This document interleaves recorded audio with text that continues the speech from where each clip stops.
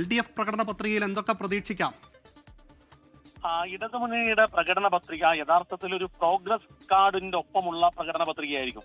കാരണം കഴിഞ്ഞ 10 വർഷത്തെ പ്രകടന പത്രികയിൽ ഇതെല്ലാം ചെയ്തു കഴിഞ്ഞു, ഇനി കൂടുതൽ ഇത് ചെയ്യാനുണ്ട് എന്ന് പറയുന്ന പ്രകടന പത്രികയായിരിക്കും. അതിൽ 2 കാര്യങ്ങളാണ്. ഒന്ന്, ലോകോത്തര നിലവാരത്തിലുള്ള വികസനം.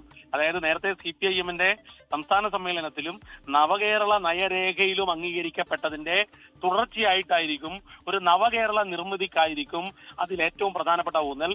അതിൽ നവകേരളം എന്ന പ്രയോഗം തന്നെ ഉണ്ടാകുമെന്നാണ് നമുക്ക് ലഭ്യമാകുന്ന സൂചന. അങ്ങനെ നവകേരളത്തിലേക്ക് വികസിത രാജ്യങ്ങൾക്ക് കിടപിടിക്കാവുന്ന രീതിയിലുള്ള വികസനം. അപ്പോൾ വികസനത്തിലായിരിക്കും ഏറ്റവും ഊന്നൽ. അതിൽ നോളേജ് ബേസ്ഡ് എക്കണോമി, അതായത് വിജ്ഞാനാധിഷ്ഠിത വ്യവസായത്തിലൂടെയുള്ള ഒരു സമ്പദ്ഘടനയുടെ വർധനവ്. അത് കഴിഞ്ഞ കുറച്ചു കാലമായി CPIM കൈകാര്യം ചെയ്യുന്ന ഒരു പുതിയ വികസന രാഷ്ട്രീയമാണ്.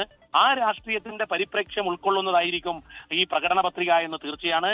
മറ്റൊന്ന് കരുതലാണ്.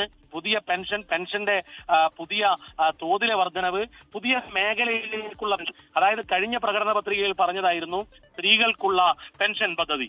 അതുപോലെ മറ്റ് അവശ വിഭാഗങ്ങൾക്ക്, നിരാലംബർക്ക് പുതിയ പെൻഷൻ പദ്ധതി നടപ്പിലാക്കുന്ന സാമൂഹ്യ സുരക്ഷാ പെൻഷൻ. മറ്റൊന്ന്, നിലവിലുള്ള പെൻഷന്റെ തുക വർദ്ധിപ്പിക്കുന്ന കാര്യത്തിൽ പ്രകടന പത്രികയിൽ ഉണ്ടാകുമെന്നാണ് ലഭിക്കുന്ന സൂചന. ഏതായാലും പ്രകടന പത്രികയ്ക്ക് അന്തിമ രൂപം നൽകി കഴിഞ്ഞു.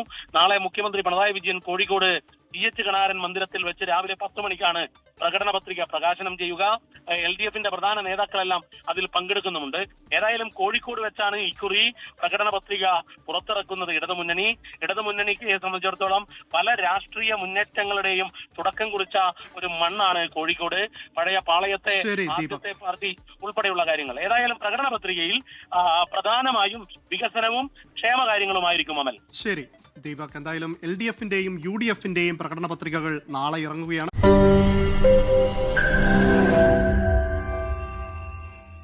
ലോകത്തെവിടെയായാലും ഏത് സമയത്തും 24 വാർത്തകളും ഓഗ്മെന്റഡ് റിയാലിറ്റി പാക്കേജുകളും എക്സ്പ്ലെയിനറുകളും വിശദമായി കാണാൻ ഞങ്ങളുടെ YouTube ചാനൽ നിങ്ങൾക്ക് സബ്സ്ക്രൈബ് ചെയ്യാം.